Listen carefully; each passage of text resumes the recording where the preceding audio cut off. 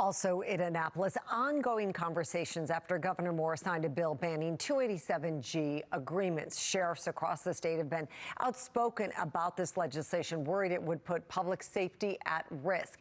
And that's why they gathered in Annapolis today to talk about potential legal action. Fox 45's Jessica Babb, they're live tonight breaking down where they stand on this issue. Jessica.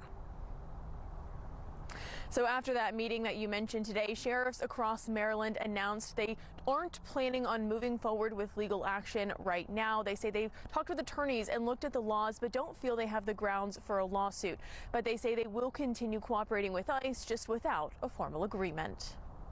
On the heels of Governor Wes Moore signing emergency legislation banning 287G agreements in Maryland. We refuse to blur the lines between state and federal authority in ways that undermine the trust between law enforcement and the communities that they serve. The agreements letting local jurisdictions work with ICE, allowing detention centers to screen inmates, determining who may be in the country illegally, and in some cases serve warrants. By terminating these 287G agreements today, we know that ICE will no longer be assisted or subsidized by local law enforcement. Sheriffs across the state are sounding off. It is the biggest betrayal to law enforcement and public safety that I have ever seen. They have made Harford County and Maryland communities and citizens less safe. That's what they've done. You know, they've done politics with public safety, and that's shameful. In light of the new law taking effect, these sheriffs sending official letters to the Department of Homeland Security terminating their agreements. These letters are from Harford and Carroll County. As a result of today, we have no pending legal action. You know, the advice we've received so far is that the way it's been done, that we really don't have a challenge. We're still going to continue research to see if we can come up with a way to challenge what Maryland has decided to do. So that effort will go forth, but it's not forthcoming today or any immediate action that we see. And while Governor Wes Moore is clear this new bill doesn't prevent all cooperation. Continue to coordinate on shared public safety priorities, including the lawful removal of non-citizen offenders who pose a risk to public safety.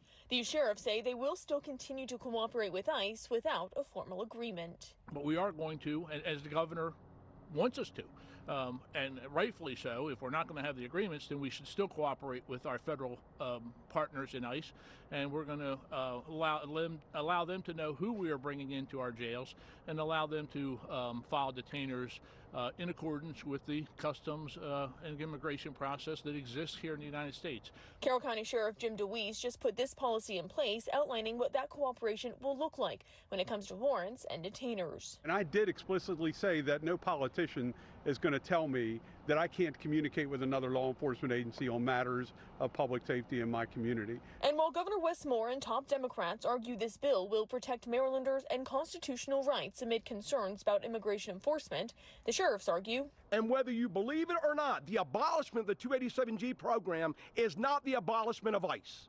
They're going nowhere.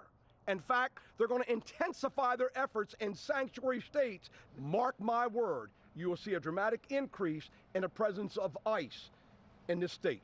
Thank you. Now, I did reach out to ICE this afternoon to get their response to the passage of this new bill, and I also asked if they have any plans to ramp up enforcement actions in the state. So far, I've not heard back, but of course, we'll keep you posted. Live in Annapolis, Jessica Babb, Fox 45 News. I'm Mary Bubala. Thank you for watching. Here's another video for you to watch. Also take some time to subscribe to our YouTube channel.